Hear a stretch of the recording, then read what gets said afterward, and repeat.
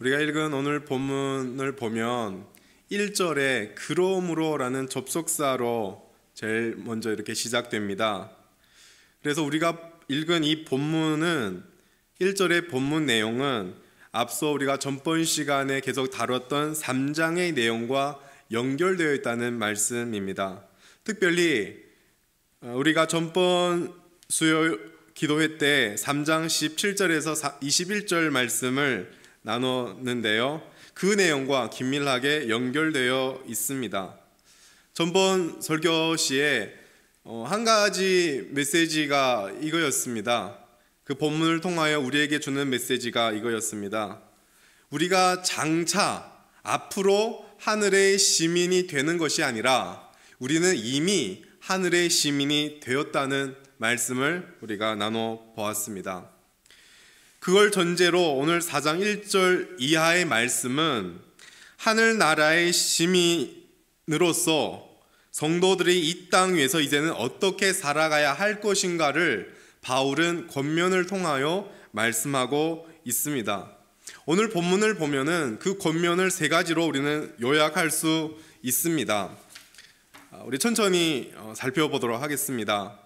바울은 제일 먼저 빌립보 성도들을 향하여서 이렇게 칭합니다. 나의 사랑하고 사모하는 형제들, 나의 기쁨이요 면류관인 사랑하는 자들아. 저는 바울이 교리를 굉장히 중요하게 여기는 사람이라서 굉장히 딱딱한 줄 알았어요.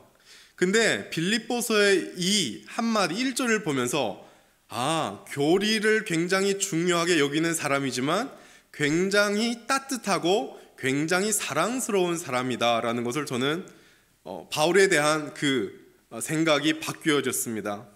바울은 지금 빌립보 성도들을 향하여 사랑하고 사모하는 형제들이라고 칭하면서 또 그 뒤에 그 형제들이 나의 기쁨이요 면류관이다 라고 말씀하고 있습니다.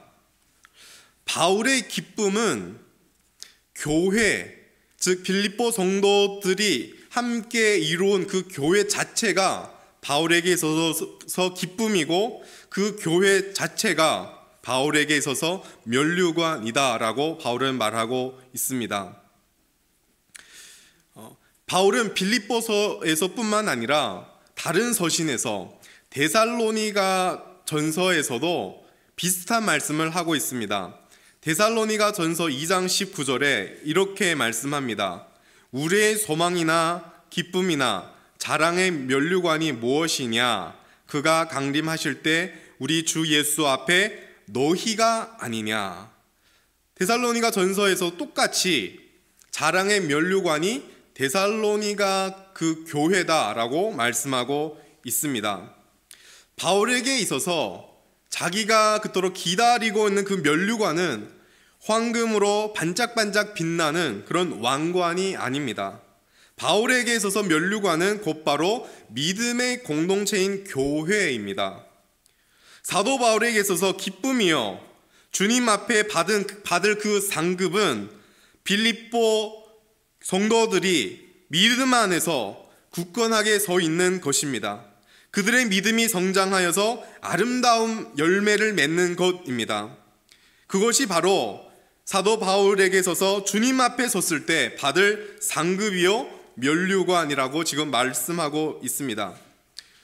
그렇습니다. 성도의 면류관은 바울 그 한 개인뿐만 아니라 모든 성도의 면류관은 반짝반짝 빛나는 그 황금 왕관이 아닙니다. 성도의 면류관은 다른 것이 아닌 교회 그 자체입니다. 믿음의 공동체인 교회가 성도인 저와 여러분의 면류관입니다. 만약 믿음의 공동체인 교회가 성도인 저와 여러분의 면류관이라면 우리는 교회를 어떻게 생각해야 할까요? 우리는 교회를 그렇게 쉽게 생각할 수 없습니다. 교회가 모든 성도의 면류관이라면 우리는 당연히 그 교회를 중심으로 생각해야 하고 그 교회 중심으로 살아가야 합니다. 예수님이 재림하실 때 교회가 성도의 면류관이라면 우리는 그 교회 공동체를 떠나서 살아갈 수 없습니다. 교회가 면류관이라면 면류관인 그 교회를 언제나 사랑하고 아껴야 합니다. 교회가 우리의 면류관이기 때문에 교회를 떠나서 살아간다는 것은 상상할 수도 없고 있을 수도 없는 일입니다. 그 말은 교회가 중요하다는 말씀입니다. 그냥 중요한 것이 아니라 매우 중요합니다. 아무리 교회의 중요성을 강조해도 과언이 아닐 정도입니다.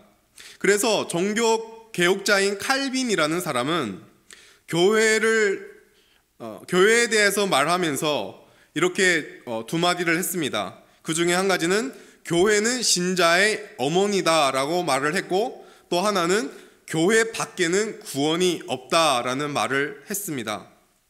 교회가 중요하다는 말씀입니다.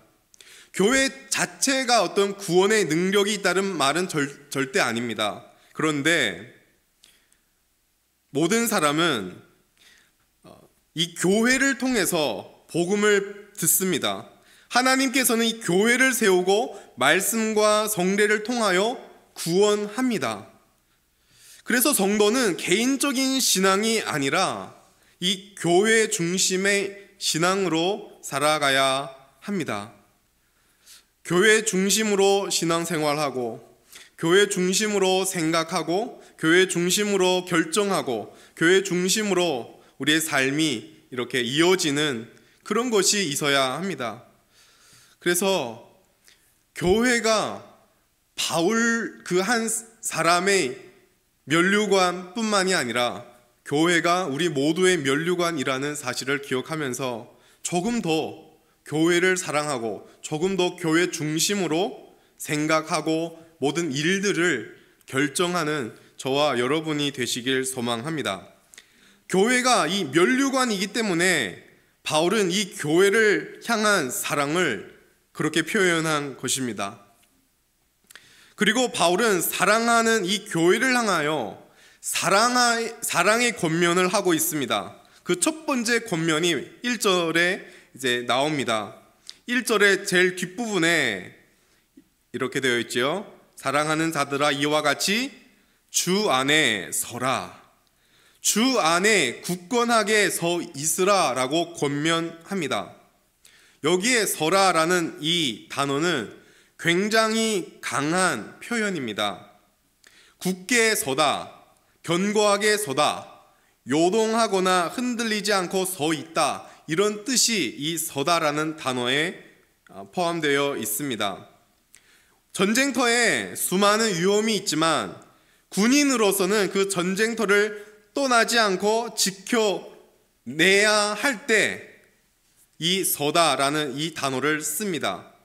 또 어떤 경기 중에서 너무 힘들어서 기권하고 싶지만 절대로 기권하지 말고 끝까지 그 경기를 끝까지 완수하는 이제 완수할 때 쓰는 단어가 바로 이 서다라는 단어입니다.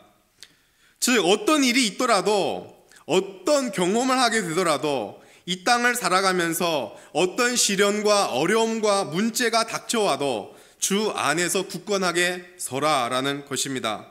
이 말을 다른 말로 표현하면 믿음으로 사는 것을 포기하지 말라라는 말씀으로 우리는 이해할 수 있습니다.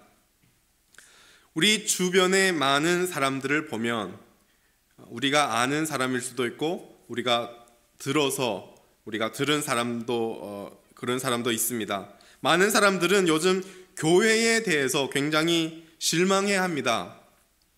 왜냐하면 어떤 교회에서 신앙생활을 하면서 그 교회의 어떤 목회자에게 상처를 받고, 그리고 그 교회에서 자기가 믿었던 사람들에게 배반당할 때 그 사람들이 교회를 떠나고 심지어 믿음의 길을 자꾸 떠나는 일들이 우리 주변에 일어나고 있습니다. 우리는 주변 사람들로부터도 그런 사실들을 우리는 듣게 됩니다. 목회자를 통하여 상처받거나 믿었던 사람들의 그런 배반, 이런 이유뿐만 아니라 한 교회의 환경의 변화에 따라서 또 자기가 처하여 있던 어떤 그런 문제 때문에 교회를 멀리 하려고 하고 믿음의 길을 떠나려고 합니다. 우리가 잘 알고 있는 이제 코로나19가 처음에 유행했을 때 정부의 지침으로는 많은 사람들이 모이지 못하게 했습니다. 그래서 정부의 지침을 따라서 가장 적은 인원이 모여서 함께 예배 드리기도 했습니다. 천은교에서도 한 3분가요? 4분가 아침 일찍 적은 인원이 모여서 예배 드리고 또 예배 드리고 그런 적이 있었습니다. 그런 환경 속에서 온라인 예배가 탄생했습니다. 그때는 코로나라는 그런 환경 때문이라 온라인 예배를 드리는 것이 용납이 됐고 또 이해할 만했습니다. 그런데 문제는 코로나19라는 그 상황이 좋아지면서 마스크도 안 껴도 되는 그런 상황이 되었음에도 불구하고 모일 수도 있는데 많은 사람들은 여전히 온라인 예배를 드리고 있었습니다. 심지어 그 중에 더 많은 사람들은 믿음의 길을 완전 떠나기까지 했습니다. 그런데 성도는 어떤 상황이 찾아올지라도 굳게 서 있어야 한다고 바울은 오늘 본문을 통하여 권면하고 있습니다. 여러분, 한 군인이 보초를 선다고 생각해 보십시오. 한밤중에 보초를 이렇게 서 있다면 밤이라 얼마나 졸리고 힘들겠습니까? 그러나 그 졸음과 피곤을 싸워서 이기고 눈을 크게 뜨고 그 자리를 지켜야 합니다. 왜냐하면 주변에서 기회를 보고 적들이 언젠가 쳐들어올 수 있기 때문입니다. 그래서 보초를 서는 그 군인들은 항상 깨어 있어야 합니다. 지금 바울이 말하는 굳건하게 서 있으라라는 말은 이와 같습니다. 우리 신앙생활이 이렇다는 것입니다. 마귀 사탄은 우는 사자와 같이 우리를 부단히 넘어뜨리려고 한다고 성경을 말씀합니다. 환경을 통해서, 우리의 감정을 통해서, 수많은 일들을 통하여 우리로 하여금 믿음을 포기하도록 만들려고 하는 것이 사단 마귀가 하는 일입니다. 그래서 그런 상황 속에서도 굳건하게 서 있도록 하나님께서는 오늘도 빌립보서 말씀을 통하여 우리를 향하여 권면하기도 합니다. 우리 삶에 어떤 경험이 있더라도, 어떤 어려움이 닥칠지라도 우리는 주 안에서 포기해서는 안 됩니다. 왜냐하면 주님 안에는 모든 것이 있습니다. 우리는 주님 안에서 다시 오실 그 주님을 맞이합니다. 우리는 주님 안에서 우리 구원의 그 완성을 기다립니다. 그런데 주님 안이 아니라 주님 밖을 나가면 거기에는 아무것도 없습니다. 거기는 절망뿐입니다. 그래서 예수를 떠나서 믿음을 포기하는 일을 선택해서는 결코 안 됩니다. 여러분의 삶의 환경이 어떻게 변해도 사단 마귀가 오늘도 우는 사자와 같이 저와 여러분을 방해할지라도 언제나 예수 안에서 그 믿음 위에서 굳건하게 서 계시기를 소망합니다. 사도 바울은 빌립보 교회를 향하여 굳건하게 서 있으라라고 첫 번째 권면을 하고 두 번째 권면으로는 주 안에서 같은 마음을 품으라라고 권면합니다. 빌립보 교회는 신약 성경에서 언급된 여러 교회 가운데 그래도 꽤 모범적인 교회 중에 한 교회였습니다. 근데 그렇다고 해서 문제가 전혀 없는 완벽한 교회는 아니었습니다. 빌립보 교회는 우리가 전에 살펴본 바와 같이 거짓 교사들의 유혹이 있습니다. 율법주의를 강조하는 그런 문제가 있었습니다. 그리고 또 하나의 문제는 오늘 본문에서 아주 명확하게 말하고 있습니다. 오늘 본문 2절에 보면은 우리 2절 한번 읽겠습니다. 시작. 내가 유오디아를 권하고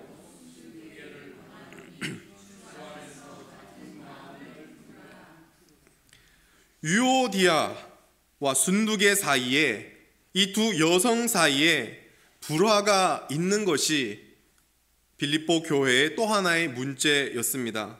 그래서 바울은 그들에게 주 안에서 같은 마음을 품으라라고 권면합니다. 이 두 사람, 유오디아, 순두계, 이 두 사람은 빌립보 교회에서 중요한 역할을 감당했습니다. 우리가 성경을 보면 빌립보 교회를 세우는 데 있어서 여자들의 힘이, 공헌이 컸습니다. 사도행전 16장에 가보면 바울이 이제 막 선교를 하면서 이제 빌립보 지역에 갔을 때 루디아라는 여자를 만나게 됩니다. 그리고 루디아 그 여자 집에서 교회를 시작했습니다. 그것이 빌립보 교회의 시작입니다. 빌립보 교회를 세움에 있어서 루디아라는 여자는 굉장히 큰 역할을 했습니다. 공헌이 큽니다. 이 루디아라는 이 여자와 같이 유오디아와 순두계도 빌립보 교회의 어떠한 지도자 역할을 했다고 학자들은 보고 있습니다. 빌립보 교회에서 여자들은 특별한 존경을 받았고 영향을 끼친 그런 존재였습니다. 이 두 사람이 교회 내에서 구체적으로 어떤 역할을, 어떤 중요한 일을 감당했는지는 확실하지는 않습니다. 왜냐하면 본문에 그렇게 구체적으로 기록하지 않았기 때문입니다. 그런데 분명한 것은 그들은 바울과 함께 복음을 전하는데 동역한 사람들입니다. 4장 3절에, 오늘 본문 3절에 이렇게 되어 있죠.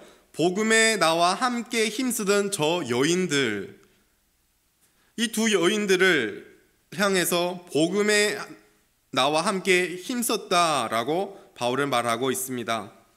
이 두 여인은 복음과 빌립보 교회를 위해 바울과 함께 수고한 일꾼들이었습니다. 이 두 여인들을 통해서 복음이 전파되었고 빌립보 교회가 세워지는데 큰 역할을 했을 것이다 라고 우리는 생각할 수 있습니다.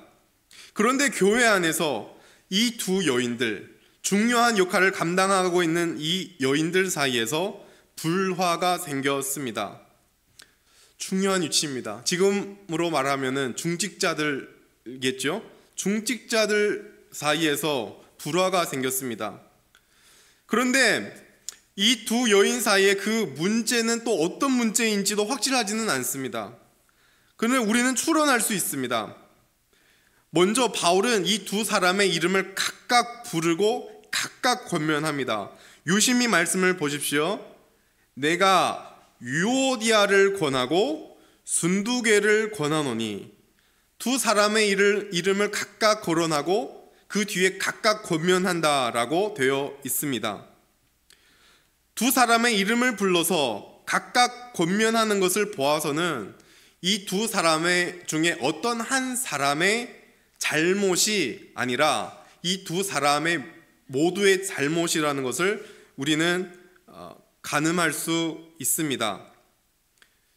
그리고 이들이 어떤 문제를 일으켰을까라고 생각했을 때, 만약 이 두 여자가 일으킨 문제가 진리와 상관된 문제라면, 혹은 죄를 짓는 문제, 거룩함의 문제라면 바울은 분명히 다뤘을 것입니다. 왜냐하면 다른 서신에서 바울은 그런 진리에 관한 문제에 대해서는 다 다뤘기 때문입니다. 그런데 구체적으로 다루고 있지 않은 것을 보면 이들의 문제는 단지 어떤 개인적인 문제임을 우리는 알 수 있습니다. 따라서 이 두 사람의 성격의 쌍의 차이, 경험의 차이, 생각의 차이 때문에 개인적인 문제에서 부딪히고 다투고 있다는 것을 우리는 잠깐 추론해 볼 수 있습니다. 우리는 여기서 한 가지를 배우고 또 한 가지를 알아야 합니다. 교회 공동체라는 것은 문제가 없는 것이 아닙니다. 교회에도 문제가 있음을 우리는 알고 있어야 되고 인정해야 합니다. 이 지상의 교회는 완벽한 것이 아닙니다. 교회는 구원받은 죄인들이 모이는 곳이기 때문에 교회에는 문제가 있을 수밖에 없습니다. 교회는 다툴 수밖에 없는 공동체입니다.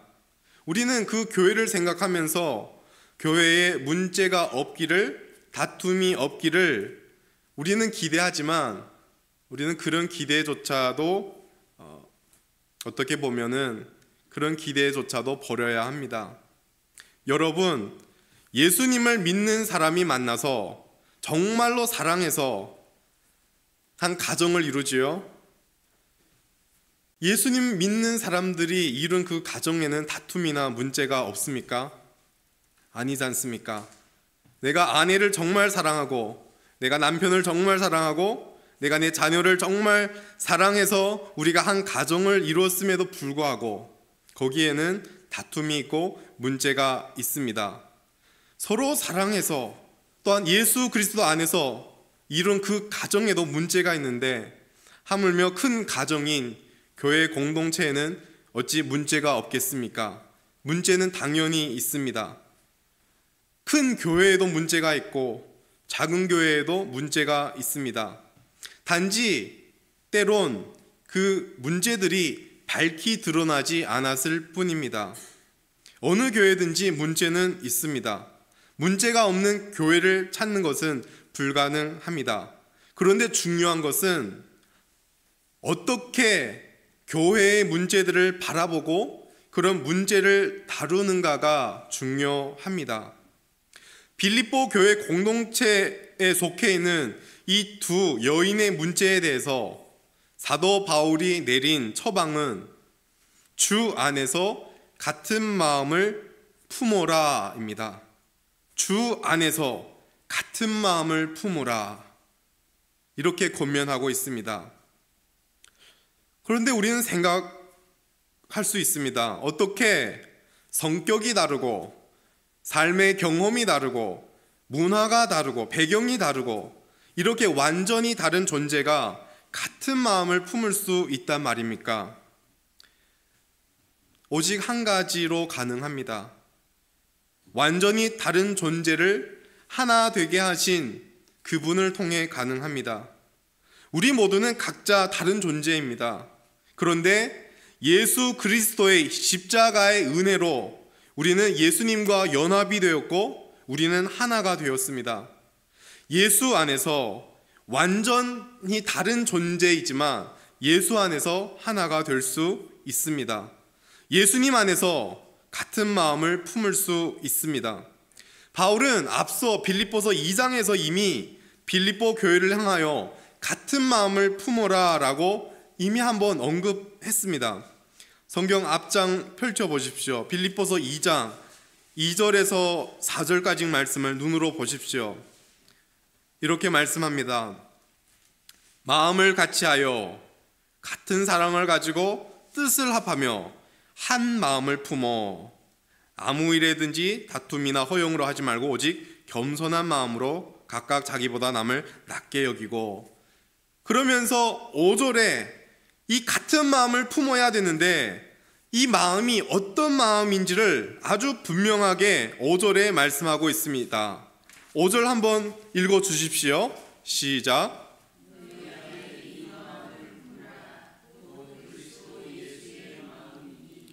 네, 아멘. 감사합니다. 우리가 품을 수 있는 같은 마음에 대해서 예수의 마음이다 라고 설명하면서 이 예수의 마음을 품으라 라고 합니다. 그리고 6절, 7절, 8절에서 이 마음이 어떤 마음인지 그 예수님의 성품에 대해서 설명합니다. 요약하면 그렇습니다. 겸손의 마음, 낮아지심의 마음, 권리 포기의 마음입니다. 그것이 예수 그리스도의 마음이고 교회 공동체를 이루는 성도가 품어야 할 마음입니다.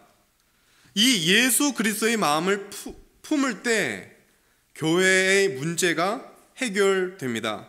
예수 그리스도의 마음을 품을 때 교회가 더욱더 연합되고 더욱더 하나가 됩니다. 여러분, 교회 공동체 안에서 여러분은 지금 그런 문제를 겪고 있지 않겠지요.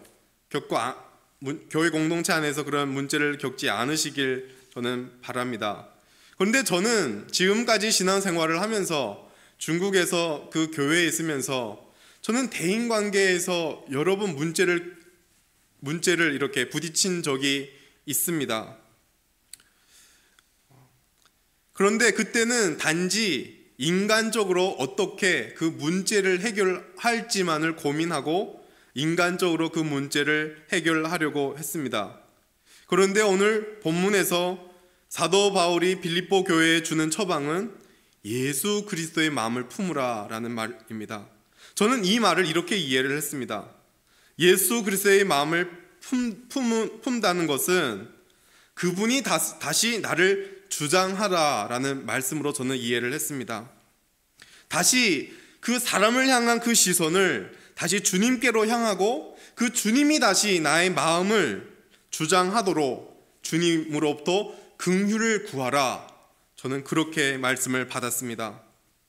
저와 여러분이 교회 공동체 안에서 이런 문제를 겪고 있을 때 우리는 이 땅에 오신 예수 그리스도를 더욱더 깊이 묵상할 때입니다.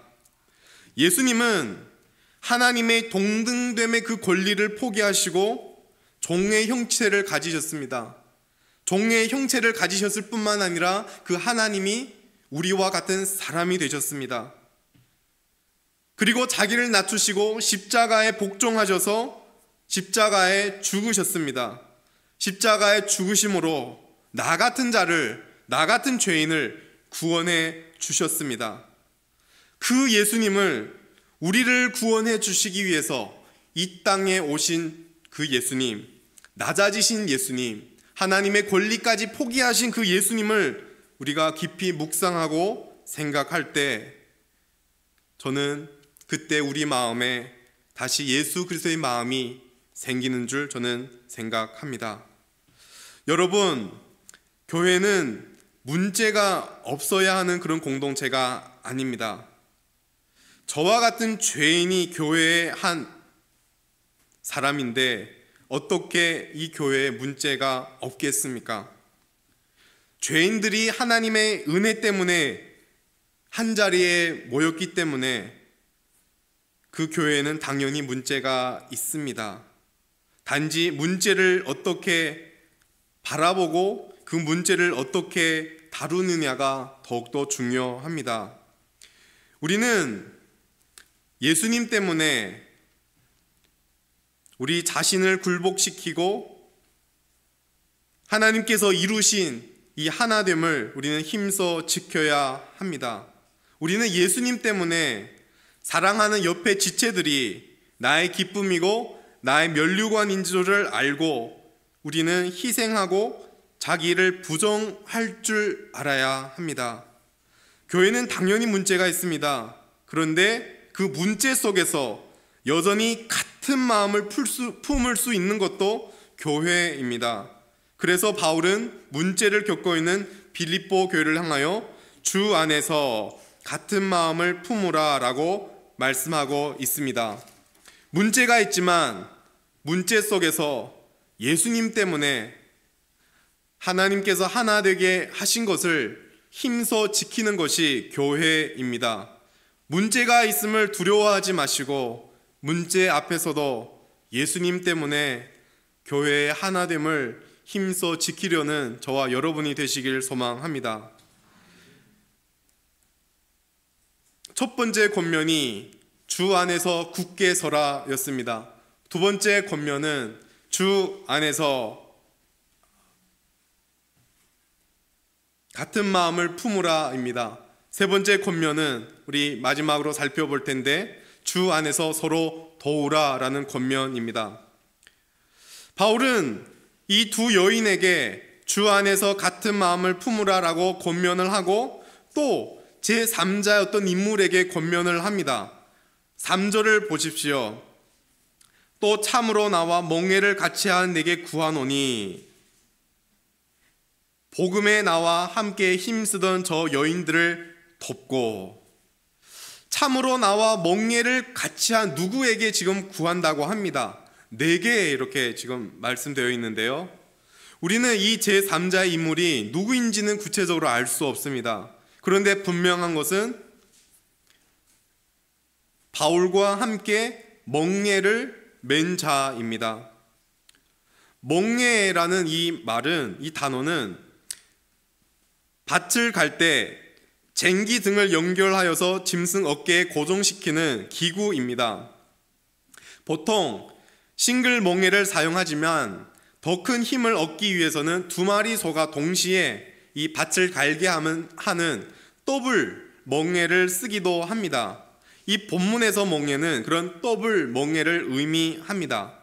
그런데 두 마리 소가 함께 멍에를 메고 밭을 똑바로 갈기 위해서는 그 손발이 맞아야 가능합니다. 그 손발이 맞추는 데는 시간이 필요합니다. 인내하면서 손발을 맞춰야 하고 때론 안 맞음으로 말미암아 그 아픔을 견뎌내야 했습니다. 그러다가 이 두 소가 손발이 맞으면은 놀라운 일을 해냅니다. 혼자서 해낼 수 없는 그런 일까지도 이 두 소가 협력해서 그 모든 일들을 해낼 수 있습니다. 이것이 멍에가 가지는 문자적인 의미입니다. 바울 곁에는 이 멍에를 같이 한 동역자가 많았습니다. 이 동역자들은 모두 다 복음을 위해서 함께 고통을 나누고 함께 협력했던 그런 사람들입니다. 로마서의 16장에 보면은 브리스길라와 아굴라라는 사람이 이제 언급됩니다. 이 두 사람은 바울의 목숨을 위해서 자기들의 목숨이라도 내어놓을 정도였다라고 말합니다. 그리고 누가복음과 사도행전을 기록한 의사 누가는 바울의 순교 직전까지도 바울 곁을 지켰던 동역자였습니다. 함께 멍에를 맨 자였습니다. 그 외에도 바울의 서신서를 보면 특히 인사의 마지막 부분에 더 많은 동역자들이 거론됩니다. 오늘 본문에서 우리는 멍에를 같이 한 이 한 자가 누구인지는 정확하게 알 수는 없지만 분명한 것은 그들은 복음을 위해 수고하고 함께한 동역자입니다. 어떠한 개인일 수도 있고요. 또 복음을 전파하기 위해서 힘썼던 그 바울을 도왔던 빌립보 성도 전체를 가리킬 수도 있습니다. 중요한 것은 지금 바울은 그 함께한 동역자에게 저 여인들을 도울 것을 권면합니다. 복음에 나와 함께 힘쓰던 저 여인들을 돕고 저인들을 도와주세요. 즉 유오디아와 순두개를 도와달라, 저들을 도와라 라고 말하는 것입니다. 지금 문제의 중심에 서 있는 두 여인을 보면서 그냥 옆에서 한 방관자로 있지 말라는 말입니다. 그들이 다툴 때 그들의 문제가 마치 나의 문제인 것처럼 그들을 도와주라라는 말씀입니다. 교회 공동체 안에 인간관계에 문제가 생겼을 때 적극적인 도움이 필요합니다. 내가 그런 문제를 겪지 않아서 참 다행이다 라고 하면서 그냥 머물러 있으면 안 됩니다. 그 두 사람의 관계를 더욱 나쁘게 만드는 말들을 해서는 더더욱 안 됩니다. 그들의 문제는 마치 나 자신의 문제인 것처럼 여기면서 힘써 돕고 섬겨야 합니다. 이런 모습이 교회의 참된 모습이고 교회의 아름다움입니다. 인간의 죄성이 인간관계에서 어떻게 작동하는지 어떤 분이 이런 글을 이렇게 적었습니다. 목사님이 적은 글입니다. 이 죄성이 인간관계에서 어떻게 작동하는지 여러분 한번 들어보세요. 우리가 믿고 사랑하던 사람들이 뭔가 잘못했다는 말을 들으면 한편으로는 마음이 아프면서 한편으로는 마음이 기쁩니다. 평소에 존경했던 분이 잘못했다는 말을 들으면 마음 한편으로 아파하면서 다른 한편으로 기쁩니다. 우리가 얼마나 나쁜 죄인인지 모릅니다. 우리의 본성 자체가 부패되고 일그러져 있습니다. 그래서 남들이 잘못했다는 이야기를 들으면 행복해합니다. 남들이 그렇게 잘못했을 때 나는 그렇지 않은 존재인 것처럼 스스로 자신을 높이고 자신을 더 기쁘게 합니다. 마치 나는 더 나은 존재인 것처럼 여기면서 기뻐하는 나쁜 본성이 우리에게 있습니다. 여러분, 우리에게도 다른 지체가 잘못된 것을 보면 한편으로 마음이 아파하면서 또 한편으로는 기뻐하는 그런 죄성이 있지 않습니까? 그런데 이제 이미 하나님의 시민이 되어서 교회로 살아가는 자들은 그렇지 말아라 라고 바울은 권면합니다. 다른 사람들의 잘못을 보면서 그냥 머물러 있지 말고 더욱이 기뻐하지 말라라고 말합니다. 적극적으로 잘못을 한 자들을 도우고 저들을 격려해야 합니다. 저들만의 문제만으로 생각하지 말고 그 문제가 나의 문제고 그 아픔이 나의 아픔으로 생각해야 합니다. 그 문제 중심에 놓여 있는 두 사람이 서로의 이 문제를 해결하기 힘드니까 제3자가 적극적으로 회복하도록 도와주라는 말씀입니다.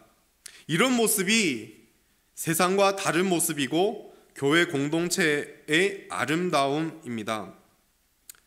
여러분, 지금까지 나만 괜찮으면 되고 나만 잘하면 된다는 생각으로 만족하며 살아오지는 않았는지 한번 돌아보았으면 합니다. 물론 교회에서 나 스스로 괜찮고 나 스스로 잘해도 그것은 훌륭한 것입니다. 잘한 것입니다. 그런데 우리는 한 걸음 더 나아가야 합니다. 나뿐만 아니라 옆에 다른 지체들까지도 챙겨야 합니다. 문제 중심에 서 있는 지체들을 살펴보고 적극적으로 다가가서 도와주어야 합니다. 문제를 겪고 있는 그 지체들은 우리와 함께하는 동역자들이기 때문입니다. 저들이 지금 문제로 인해 고통당하고 힘들어합니다. 저들의 문제가 나의 문제가 아니라서 다행이라고 만족해서는 안 됩니다. 저들의 문제가 나의 문제이고 저들의 문제가 나의 아픔이라고 생각해야 합니다. 옆을 살피고 문제를 겪고 있는 지체들을 적극적으로 도와주어야 합니다. 교회는 함께 짐을 지면서 함께 문제를 풀어 나갈 때 교회는 더욱더 하나가 됩니다. 교회의 그 아름다움은 바로 함께 문제를 감당하고 함께 해결해 나가는 데 있습니다. 사랑하는 성도 여러분, 옆에 있는 지체들을 살펴보시길 소망합니다. 그래서 여러분의 돌보심과 여러분의 함께 하심으로 우리가 함께하고 있는 이 천운교회가 더욱더 하나가 되고 더욱더 아름다운 그 교회가 되기를 축복합니다. 우리가 잘 아는 펭귄이라는 귀여운 동물이 있습니다. 펭귄, 우리 애들이 잘 보는 뽀로로에 나오는 그 뽀로로 그 동물입니다. 펭귄. 그런데 이 펭귄은 홀로 움직이지 않고 항상 떼를 지어서 이렇게 움직인다고 합니다. 펭귄 한 마리가 물 위에서 만약 이렇게 떨어지면 어떤 일이 일어나냐면 외로워서 죽고 추워서 죽습니다. 또 방향 감각을 상실해서 죽게 됩니다. 그래서 펭귄이 살아남기 위해서는 철저하게 함께 움직여야 합니다. 펭귄은 그 추운 겨울에 그 추위를 견디면서 서로 몸을 맞대면서 체온을 유지하면서 어떻게든 살아남습니다. 펭귄은 이처럼 함께 함으로 살아남습니다. 여러분, 교회도 마찬가지입니다. 교회는 함께하는 공동체입니다. 함께함이 교회의 아름다움이고 함께함이 또한 교회의 능력입니다. 우리는 스스로 우리 혼자의 이 신앙을 유지하기 힘듭니다. 함께함으로 우리의 신앙이 성장이 되고 함께함으로 우리는 주님의 역사를 이루어 갑니다. 사랑하는 성도 여러분, 저와 여러분 모두가 주 안에서 굳게 서서 예수 그리스도의 그 마음을 품으며 함께 교회의 아름다움을 드러내고 주의 역사를 이루어 가기를 소망합니다.